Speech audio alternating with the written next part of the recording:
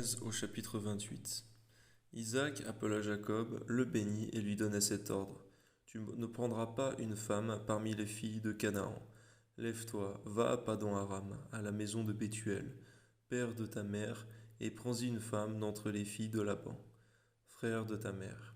Que le Dieu Tout-Puissant te bénisse, te rende fécond et te multiplie, afin que tu deviennes une multitude de peuples. Qu'il te donne la bénédiction d'Abraham à toi et à ta postérité avec toi, afin que tu possèdes le pays où tu habites comme étranger et qu'il a donné à Abraham.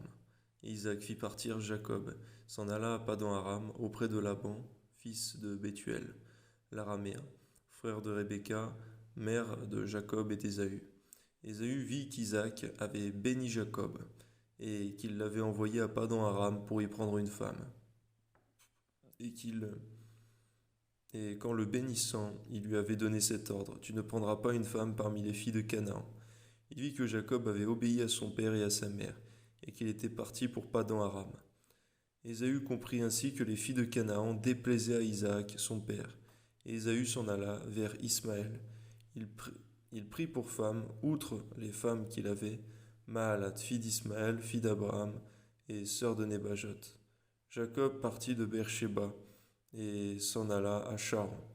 Il arriva dans un lieu où il passa la nuit, car le soleil était couché. Il y prit une pierre dont il fit son chevet, et il se coucha dans ce lieu-là. Il y eut un songe, et voici une échelle était appuyée sur la terre, et son sommet touchait au ciel. Et voici les anges de Dieu montaient et descendaient par cette échelle. Et voici l'Éternel se tenait au-dessus d'elle, et il dit: Je suis l'Éternel, le Dieu d'Abraham, ton père, et le Dieu d'Isaac. La terre sur laquelle tu es couché, je la donnerai à toi et à ta postérité. Ta postérité sera comme la poussière de la terre. Tu t'étendras à l'Occident et à l'Orient, au septentrion et au Midi, et toutes les familles de la terre seront bénies en toi et en ta postérité. Voici, je suis avec toi, je te garderai partout où tu iras, et je te ramènerai dans ce pays, car je ne t'abandonnerai point, que je n'ai exécuté ce que je te dis. Jacob s'éveilla de son sommeil et il dit: Certainement, l'Éternel est en ce lieu. Et moi, je ne le savais pas. Il eut peur et dit: Que ce lieu est redoutable.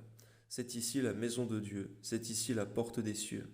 Et Jacob se leva de bon matin, il prit la pierre dont il avait fait son chevet, il la dressa pour monument, et il versa de l'huile sur le sommet. Il donna à ce lieu le nom de Béthel. Béthel, qui veut dire maison de Dieu. Mais la ville s'appelait auparavant Luz. Jacob fit un vœu en disant: Si Dieu est avec moi et me garde pendant ce voyage que je fais, s'il donne du pain à manger et des habits pour me vêtir, et si je retourne en paix à la maison de mon père, alors l'Éternel sera mon Dieu.